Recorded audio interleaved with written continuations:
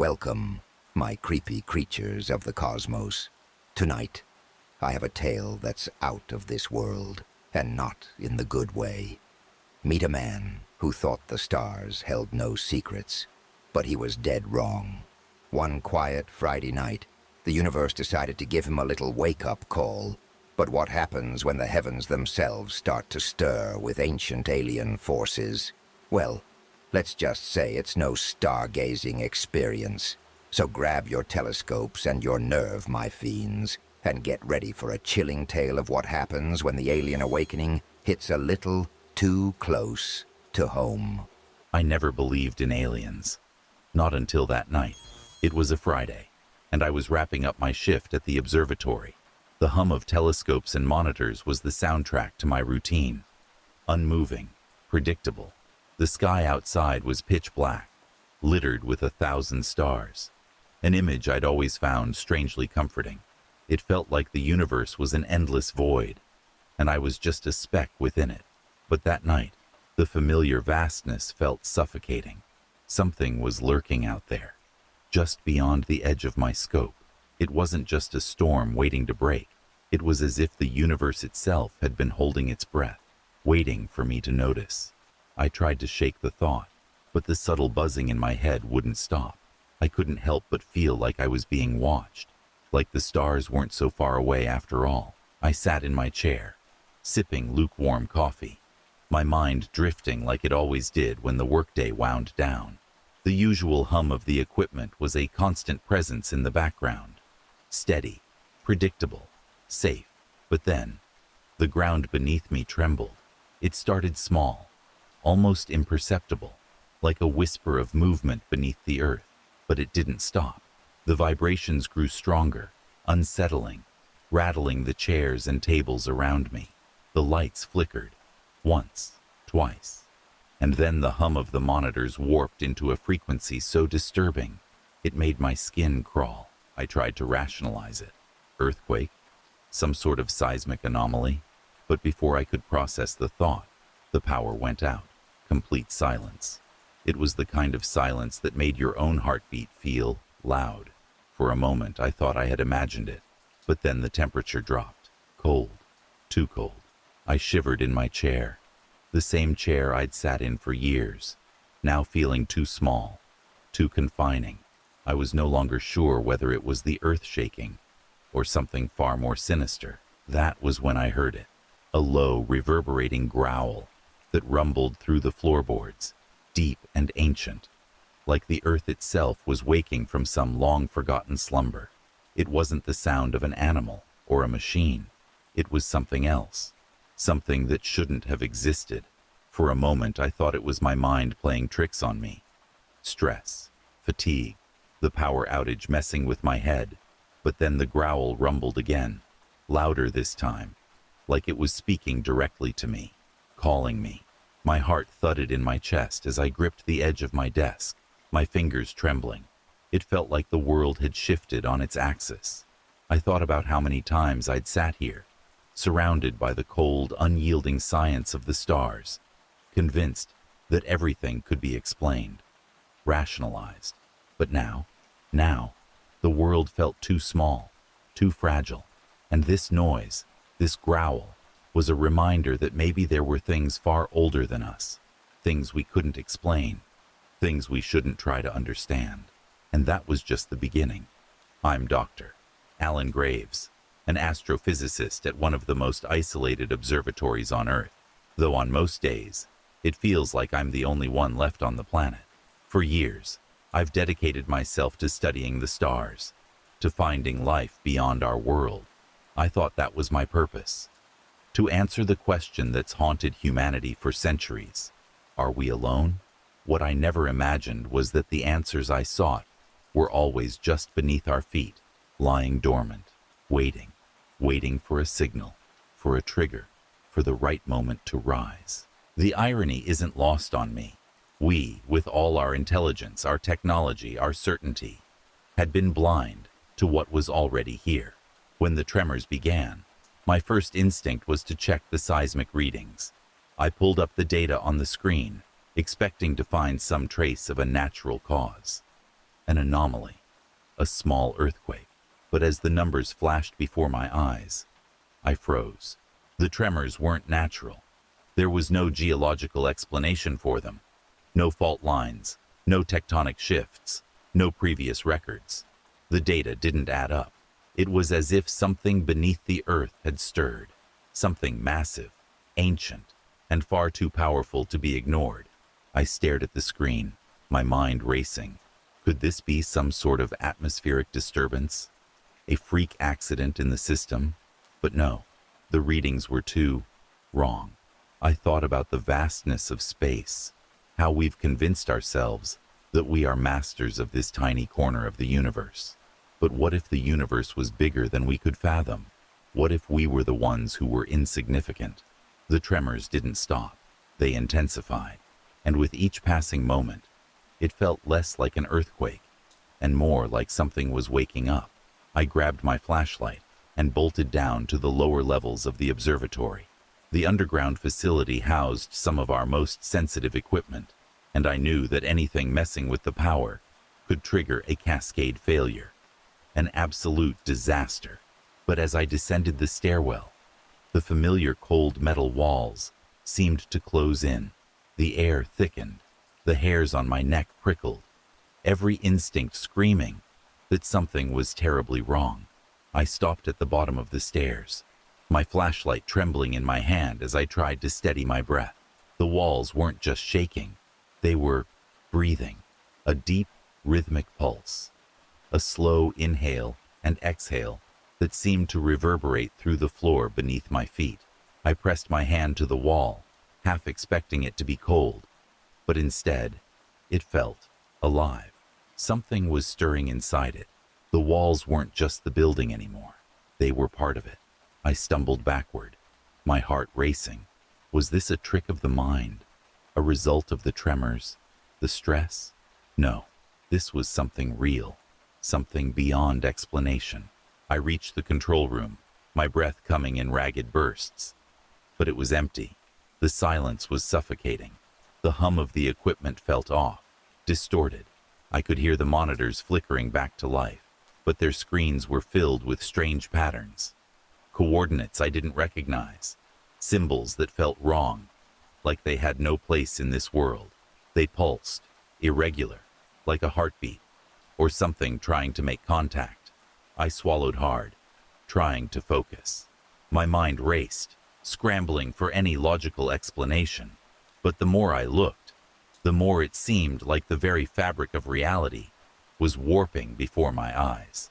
Then I saw it, a message, hidden within the chaos, embedded like a glitch in the code. They are awakening.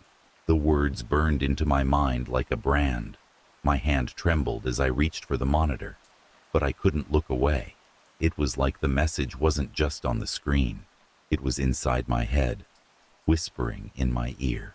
I staggered back, the weight of the words crashing over me. Awakening? But what could it mean? What were they? At first, I told myself it was just a glitch, an anomaly in the system. But as I tried to recalibrate the monitors, the message kept reappearing. Each time it flashed, my stomach twisted tighter. They are awakening, over and over, as though mocking me. Panic started to seep in, cold and relentless, creeping up from the pit of my stomach. I wasn't alone. The walls around me felt heavier, the air thicker. I could almost hear the faintest whispers, like a voice too distant to make out, but impossible to ignore. Something was here, something ancient, and it wasn't just in the system anymore. It was in the room with me. I couldn't explain it, couldn't rationalize it, but the feeling in my gut told me everything I needed to know. The stars had never seemed so far away. I wasn't staring at the sky anymore. I was staring at the abyss. I rushed outside to the observation deck, my breath sharp in the cold air. I needed something, anything, that could explain what was happening. But when I looked up at the sky, all I found was an unsettling stillness. The stars twinkled as they always had, but something was wrong. My eyes were drawn to a streak of light cutting through the night. It moved with an impossible precision, far too fast to be a meteor. It wasn't random. It was controlled, deliberate, like something or someone guiding it across the sky. I squinted, trying to make sense of it, but the more I watched, the more the world around me seemed to fade. The light wasn't just in the sky, it was in the air itself. A tremor I could feel deep in my bones. The hairs on the back of my neck stood up, and for a moment, I thought I could hear a hum, a low, almost imperceptible sound, vibrating through the air. It was as if the sky was trying to tell me something, something that wasn't supposed to be here. Then, I saw it, a shadow, massive and shifting, crawling across the stars like a celestial predator, hunting its prey. It was moving with an eerie grace, far too fast and deliberate to be natural. The air around me seemed to ripple, as though the very fabric of the universe was bending in response to its presence. I grabbed the radio, my hands trembling as I tried to contact headquarters. "This is Dr. Graves. Do you copy? I need immediate assistance." Silence. I repeated the call, but the only answer was the static that buzzed like a warning. The lights of the observatory flickered again, casting long, jagged shadows across the room. And then the wind hit me, cold, unnatural, sweeping through the deck in a way that felt wrong. It carried a scent, metallic and sharp, like rusted iron, but with something else, something I couldn't place.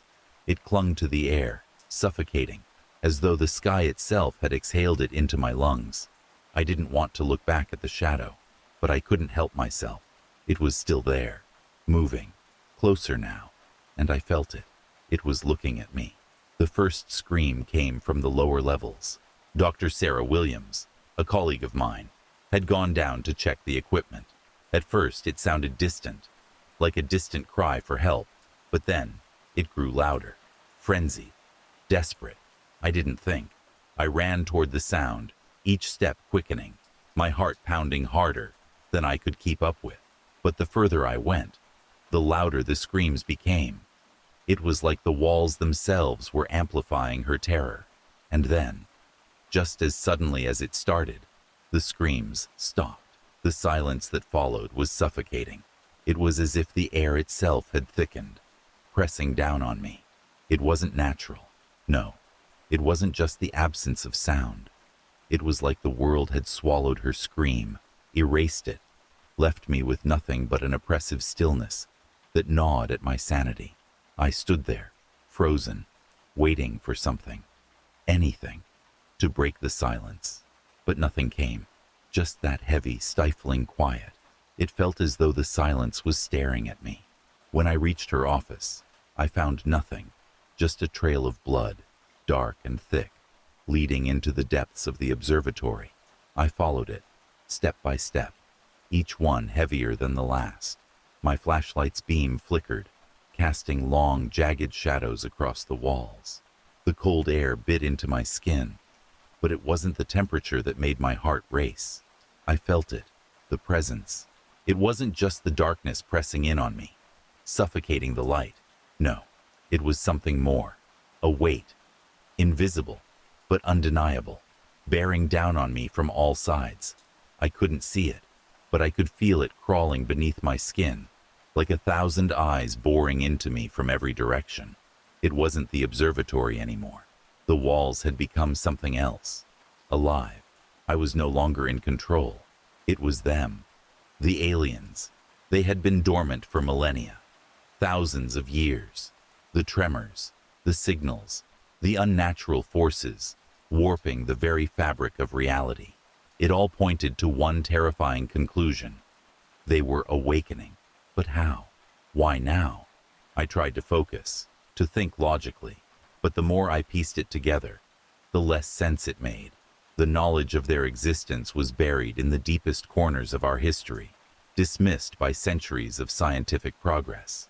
We had ignored the warning signs, like children brushing aside a dark shadow lurking at the edge of their vision. Maybe we'd created this moment. Maybe we had forgotten the past long enough that it was coming back to remind us. But why now? What had caused them to stir after all these years? The answers weren't easy to find. Every shred of data I could get my hands on. Ancient texts, lost manuscripts, government archives, anything that might give me a clue. I pored over it all, night after night. But the more I uncovered, the darker it became. A species, older than humanity itself, had lain dormant beneath the earth for eons, feeding off the planet's energy, its pulse. And now, it was hungry. The more I dug, the clearer it became. The energy that sustained it wasn't just physical. It thrived on something far more primal: fear, life force, the very essence of time itself. It wasn't just waiting to rise. It was drawn to us, drawn to me. I couldn't escape the feeling that I wasn't just researching this species anymore. I was becoming part of it.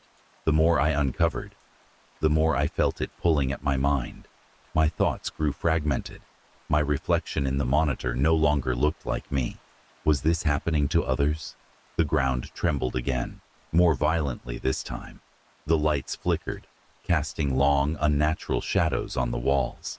I tried to move, to leave, but the exit was blocked by something alive, something shifting beneath the floors, slithering and crawling, as though the very structure of the observatory had been possessed. I could hear it now, a deep, throbbing pulse beneath the ground, a rhythm not of this world. It wasn't just a tremor. It was deliberate, purposeful. The walls weren't just shaking. They were breathing. I tried to force the door open, but it wouldn't budge.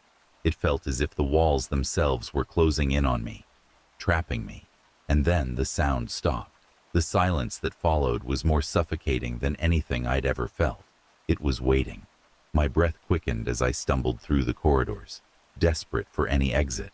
Every turn seemed to lead to more darkness, more silence. But then came the whispers, soft, distant, incomprehensible. They weren't coming from anyone I could see. Were they speaking to me? No, it couldn't be. But there was something in the tone that felt personal. It was as though they were waiting for me to understand something, some dark truth that I couldn't quite grasp. The air grew thicker with each passing second.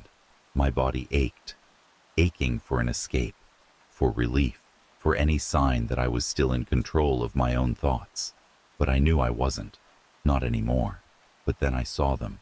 Two figures emerged from the darkness, impossibly tall and skeletal, their forms shimmering like molten silver caught in perpetual motion. Their eyes burned with a hollow, incandescent white, voids that seemed to see through me, pulling at something deep within. Behind them, the shadows writhed and clawed at the walls, as though alive, each movement a grotesque mimicry of life. The air itself seemed to bend around the figures, thick and heavy, as if their presence alone was tearing the fabric of reality. And in that moment, I felt it, an overwhelming primal dread, as if my body knew something my mind refused to accept. I wasn't just seeing them, I was meant to see them. The shadows surged forward, and I ran. I didn't know how long I'd been running. Seconds, hours. Time felt meaningless, like a rubber band stretched too thin, on the verge of snapping. My lungs burned, my legs screamed for rest, but I couldn't stop, not with them behind me. The corridor ahead seemed endless, stretching and warping as if the walls were alive, mocking my every step. I risked a glance over my shoulder and instantly regretted it. The figures weren't running. They didn't need to.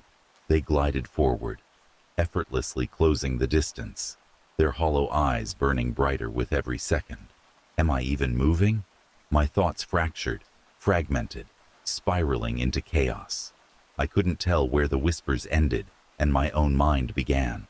My memories, fleeting flashes of the observatory, of Sarah's scream, of that first tremor, blended together, becoming one incoherent blur. The ground beneath me shifted again, violently this time, throwing me into the wall. The impact jarred me, but the pain was distant, muted, like my body was no longer entirely my own. I scrambled to my feet, the metallic scent growing stronger, suffocating. I wasn't just running from them. I was running from the truth, and I knew I couldn't escape either. As I burst into the main lobby, my heart sank. The space I had walked through countless times was unrecognizable. The familiar steel doors were gone, replaced by pulsating walls that shimmered like liquid flesh. The observatory had betrayed me, twisting into a living labyrinth, its corridors coiling and shifting as though responding to my fear. I stumbled back, pressing myself against a quivering wall that seemed to breathe beneath my touch. The air grew heavier, thick with a scent that burned my nostrils. Metallic, acidic, alive. My flashlight flickered, its beam swallowed by the suffocating darkness. Then, I heard it again. A voice, deep and resonant, not from the radio, but from within my mind. It wasn't a sound. It was a presence, an invasion, a truth I wasn't prepared to face. We are legion. The words resonated, not in my ears, but in my very bones, shaking me to my core. We have waited long. The hunger calls. You will feed us. The voice wasn't just speaking to me. It was inside me, probing my thoughts, sifting through my memories, as if they belonged to it. I clutched my head, trying to block it out, but the pressure only grew, forcing its way deeper. My knees buckled, and I collapsed to the floor, gasping for air. It wasn't just hunger. It was purpose, a purpose older than humanity itself, and I was nothing more than a piece of the puzzle, an offering to sate an appetite that could never be filled. And that's when the truth hit me, like a weight I wasn't meant to bear. They weren't waking up. They had been awake all along, lying in wait, feeding, but not on the Earth's crust or core as I'd first assumed. No, they were alive in ways I couldn't fathom, drawing strength from the planet's very essence. Its fear, its desperation, its death. I saw it then, felt it in the air around me. Tendrils of invisible energy slithered through the room, twisting and writhing as though searching for prey. The walls pulsed, exhaling faint glimmers of light, and I realized those glimmers weren't just reflections. They were fragments of life being consumed. This wasn't survival. It was gluttony. They had grown fat on humanity's wars, famines, and suffering, thriving on chaos. And now, as the world teetered on the brink of more destruction, they were growing stronger, hungrier. My chest tightened, my breath quickening. What if every disaster we had ever faced was orchestrated by them? Wars, plagues, collapses. They weren't accidents. They were meals. We weren't just victims of circumstance. We were cattle. They didn't need spaceships. They didn't need technology. They were the technology. An organism so ancient and advanced that it defied comprehension. They hadn't arrived from the stars. They were the stars, buried deep beneath our feet, coiled in the heart of the earth. They had waited, silent, patient, watching as humanity crawled its way toward progress, unaware that we were living on borrowed time. Now, that time was up. The observatory walls warped and shimmered as their presence grew stronger. The air felt charged, vibrating with a frequency that burrowed into my skull. They weren't just rising. They were rewriting reality, bending it to their will. The ground beneath me cracked and split, revealing glowing fissures of light that pulsed with a rhythm almost like a heartbeat. I felt it then. The truth. They didn't see us as adversaries or equals. To them, we were barely worth noticing. Ants scrambling in the dirt, a byproduct of the planet they claimed as their own. My knees buckled as the realization hit. There was no cavalry coming, no deus ex machina. It was just me and them. I knew what I had to do. The console flickered, its cracked screen still glowing with fragments of ancient coordinates. Somehow, I understood. A final frequency. A signal to disrupt their awakening, to drive them back into their slumber. But it would take everything, every ounce of power left in the observatory, every spark of life left in me. My hand hovered over the controls, shaking. Was this how it ended? Alone, in a dying building, sacrificing myself for a world that would never even know my name. I closed my eyes and took a deep breath. The metallic scent of the air filled my lungs, sharp and biting. "This is for all of us," I whispered, forcing my trembling hand onto the console. The room erupted in light, brighter than the sun. I felt my body disintegrate, but not in pain. There was only heat, then nothingness. And as the light consumed me, I heard the last whisper of their voice, cold and hollow. "You delay the inevitable," I called out, my voice trembling, echoing uselessly in the labyrinth of pulsing walls. My only thought was to distract them, to buy time for someone, anyone, out there to stop this. Maybe they could decode the signals, find the patterns I couldn't. Maybe the world still had a chance. But they didn't even turn. The skeletal figures with their hollow, glowing eyes drifted closer, unhurried, as if time itself bent to their will. Their cold, metallic scent filled my nostrils as the shadows around them began to writhe and stretch toward me. Then I felt it, their touch. No, their presence. It wasn't skin against skin. It was deeper, invading me, sinking into the marrow of my bones. Their cold fingers coiled around my neck, not to strangle, but to hold, to claim. And that's when the truth hit me. Worse than the suffocating darkness, worse than the slithering whispers that clawed at my mind, was the realization that I didn't matter. They didn't care who I was or what I'd done. I wasn't even a person to them. I was just a vessel. I felt my body stiffen, an icy numbness spreading through my veins, as if my blood had turned to mercury. My limbs moved, but not of my own will. My thoughts grew distant, fragmented. Their whispers grew louder, no longer incomprehensible, but clear, chilling commands. I wasn't me anymore. I was something else, a hollow shell, a conduit for their power. The ground trembled once more, a deep, resonant quake that seemed to echo through the very core of the earth. It wasn't just movement. It was the heartbeat of something ancient, stirring to life. This time, it didn't stop. It wouldn't stop.